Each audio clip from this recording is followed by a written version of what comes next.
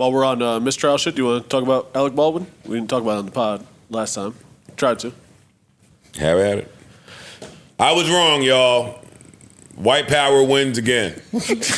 Okay? They let a murderer back on the streets. Thug. To the people. My prayers go out to Shorty's family and her husband, who I'm sure has not gotten a great night of sleep since her passing. Mm-hmm. And they pay him.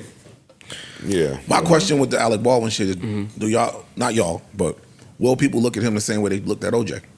No. OJ went through the court process, was acquitted, but they still, even in his death, call him a murderer, no matter what. Well, there's two differences. The main difference is that that OJ was acquitted, and in this particular situation, the charges were dismissed with prejudice. The main difference is Alec Baldwin pulled the fucking trigger that killed the person. But it wasn't. We know you did this, but it wasn't OJ. intentional. We don't know. One, we know you pulled the trigger and killed somebody. Got it. One, it's speculation. I agree. We don't know what happened that night, but yet this man, even after his death, is still being labeled a murderer, and this one ain't. Well, one is a black man that's accused of killing 2 white people. So there we go. One is a black man accused of killing 2 white people, one of which he was intimate with, and there was an affair. But there was also a huge history of domestic violence. And there's a history of domestic violence. That is true. I don't remember that part, but yeah. One of them had the gun in his hand, squeezed the trigger, and a life is no longer here.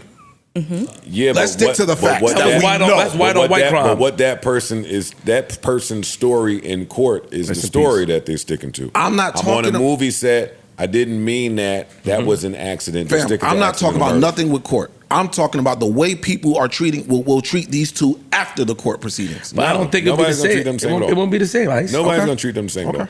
I think... Because it's an accident. And also the charges were completely different. Yeah. And one come from a family of success. There's mad Baldwins that done one. I know James, one Simpson. Alec, one Simpson outside of Bart. Well, Marge, Homer, yeah, you know a couple of them niggas. Yeah, I know. But do you feel, because you did say that, lock them up before. Do you feel like even if it's an accident, you still deserve to go to jail? Even if it's an accident, because... If I go outside and kill somebody by accident, I'm going to jail. It's manslaughter, yeah. It's true. It's manslaughter. I get it. Even though... If I'm on a movie set and I kill somebody by accident, I'm going to jail. We are going to go to jail, but I'm saying, do you believe that you should? Be driving and hit somebody and they can charge your ass with... Vehicular manslaughter. Vehicular manslaughter. And you can still put slaps out homicide and you can go to jail. You can put slaps out But now, I'm saying this as somebody watching, as somebody not involved. If I'm Alec Baldwin, boy, am I thrilled and relieved that in this accident, the jury or the judge saw this the way I saw it. Like, hey, I didn't mean this. I didn't know about this. I'm not responsible for that's this. not exactly what happened. They fucked up with the evidence. What happened?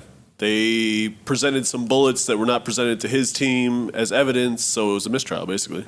No. When the charges are dismissed with prejudice, it means that the case can't be refiled. The case cannot be refiled. It's done. That was why he was crying, because he was just like, he doesn't have to keep going back to this shit.